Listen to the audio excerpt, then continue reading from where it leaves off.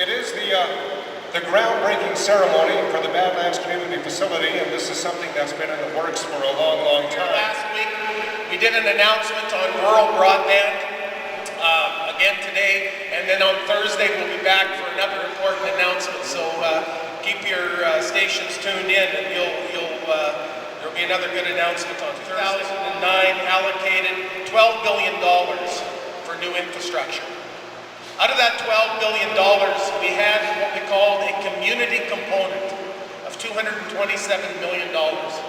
That allocated monies out to communities of under 100,000 people. Many municipalities, urban and rural, have identified infrastructure as a way of helping to rebuild economies. And so the government allocated money for that.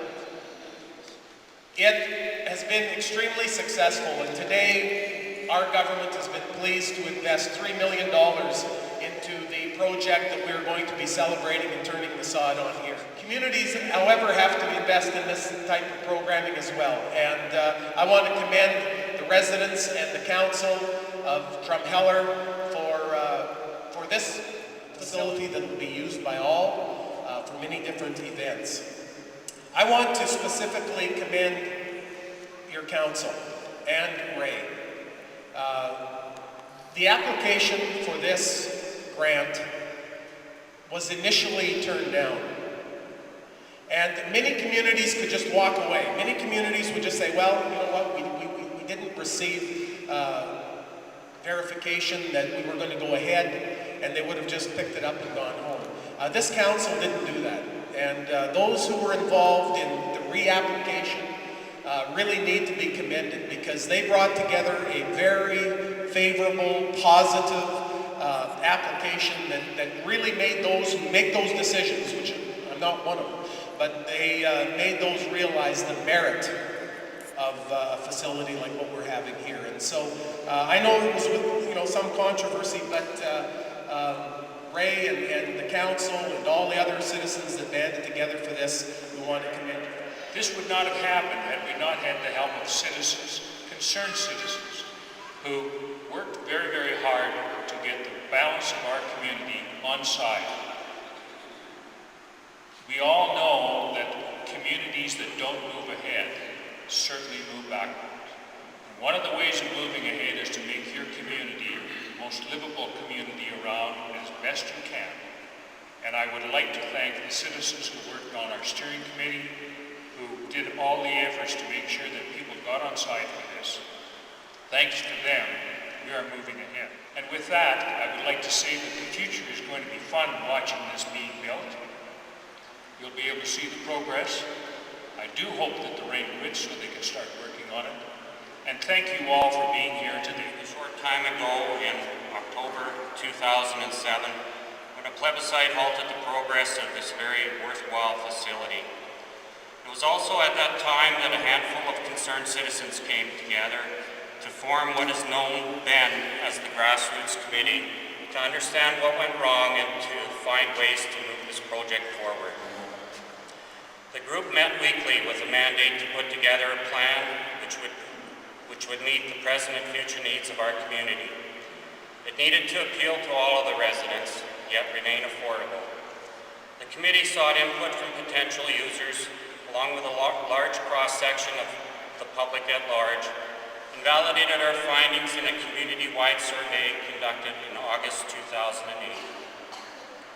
A successful plebiscite in November of that year allowed the project to move forward, and the Badlands Community Facility Steering Committee was officially appointed by Council and charged with the task of bringing us to where we are today. It is with no shortage of hard work by many and the unwavering support from the community through this journey, which brings us to the sod turning of the first leg of this project. Dawson Wallace will commence construction of this first leg, which will consist of a field house, running track, fitness center, a 500-seat community facility, and a public library with a completion date of summer 2011. It will be followed by an arena and a curling rink on the next leg as funding becomes available. The Badlands Community Facility will enhance the valley's quality of life and will be enjoyed by everyone. Thanks again to all of you who played a part in making this a reality, and for all your continued support in seeing this through to completion. Stand tall and be proud of what we have accomplished together. The list of donors that we have today for the facility, I'll read through the list and we can give them a round of applause afterwards.